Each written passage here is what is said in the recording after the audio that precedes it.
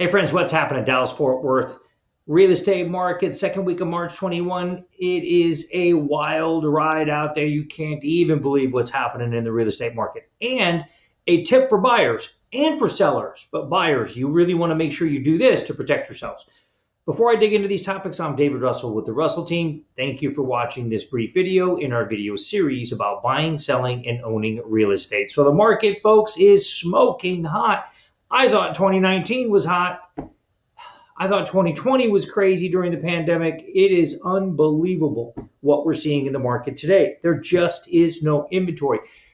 Listings are down 64% year over year, and last year, 2020, was down over 2019, about 20%. So we are seeing a significant reduction in inventory. It is really, really competitive out there.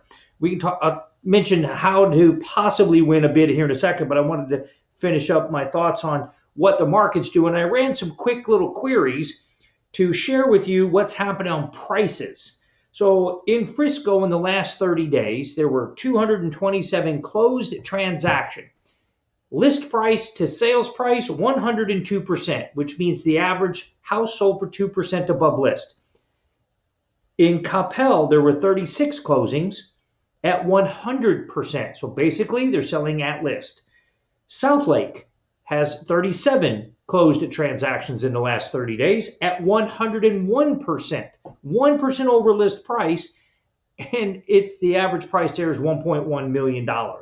So it is a crazy market right now. So what are buyers doing? How are they getting these homes? Some of them are paying cash, and then when you pay cash, you don't have to go 10% above list price. Some of them are waiving the appraisal contingency. This is a big one. A lot of these listings right now are pressing the ceiling on value. They're listing very high, and people are coming in and bidding up above that price, and those buyers are waiving the contingency that says they don't care what it appraises at. So if they offer $10,000 above list, they waive the contingency for appraisal. If it comes $10,000 below list, that means that buyer comes up with $20,000 in addition to their down payment. And that's what a lot of buyers are doing right now to win bids. So it's a crazy market. If you have any questions about buying or selling right now, call, text, or email me. I'm here to help you. Now, my tip for really, this is for buyers to protect yourself. And for sellers, this is how you alleviate and eliminate a potential problem. There's been a lot of insurance claims recently, and most buyers don't do a clue report. In my experience, they don't do clue reports on homes to see if that home has had an insurance claim. So buyers, do a clue report and see if there has been an insurance claim on that home. If there has been, your agent, hopefully it's us, can go to the listing agent and request documentation what that insurance claim was for, and then proper documentation that repairs were made and the money was properly spent. Just a real quick story. I won't go into great detail, but many years ago, we did a clue report on a transaction. The seller had received a $40,000 check for repairs that they never made. And we learned this 5 days before closing. Seller never disclosed it. Were they going to tell us about it, or were they going to keep the money?